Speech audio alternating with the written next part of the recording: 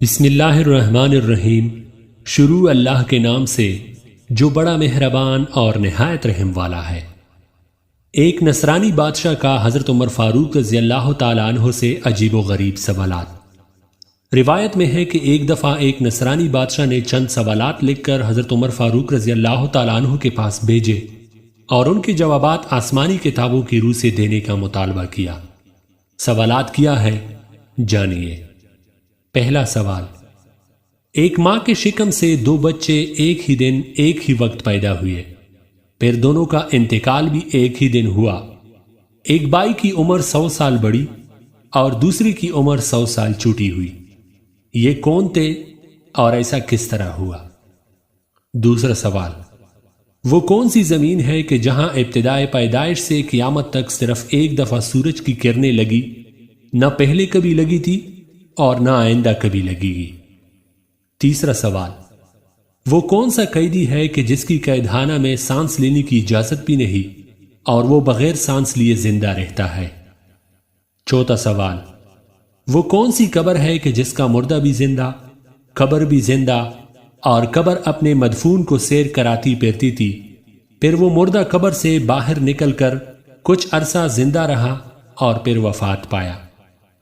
حضرت عمر فاروق رضی اللہ تعالیٰ عنہ نے حضرت عبداللہ بن عباس رضی اللہ تعالیٰ عنہ کو بلایا اور فرمایا کہ ان سوالات کے جوابات لکھ دے۔ حضرت عبداللہ بن عباس رضی اللہ تعالیٰ عنہ نے قلم برداشتہ جوابات تحریر فرما دیے۔ پہلا جواب، جو دونوں بھائی ایک ہی دن ایک ہی وقت پیدا ہوئے تھے اور دونوں کی وفات بھی ایک ہی دن ہوئی اور ان کی عمر میں 100 سال کا فرق بھی تھا، یہ بھائی حضرت عزیر علیہ السلام اور حضرت عزیر علیہ السلام تھے۔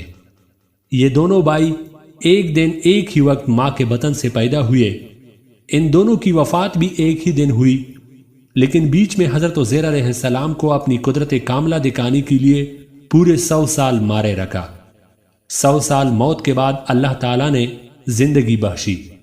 سورہ آل عمران میں یہ ذکر موجود ہے کہ وہ گھر گئے، پھر کچھ عرصہ مزید زندہ رہ کر رحلت فرمائی۔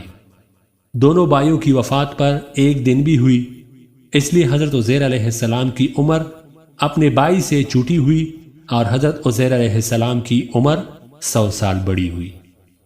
دوسرا جواب، وہ زمین سمندر کی کہاڑی کلزم کی تہ ہے کہ جہاں فرعون مردود غرق ہوا تھا، حضرت موسیٰ علیہ السلام کے معجزے سے دریا خشک ہوا تھا، حکم الہی سے سورج نے بہت جلد سکایا، حضرت موسیٰ علیہ السلام بمائے اپنی قوم بنی اسرائیل پار چلے گئے، اور جب فرعون اور اس کا لشکر داخل ہوا تو وہ غرق ہو گیا، اور اس زمین پر سورج ایک دفعہ لگا، پھر قیامت تک بھی نہیں لگے گا۔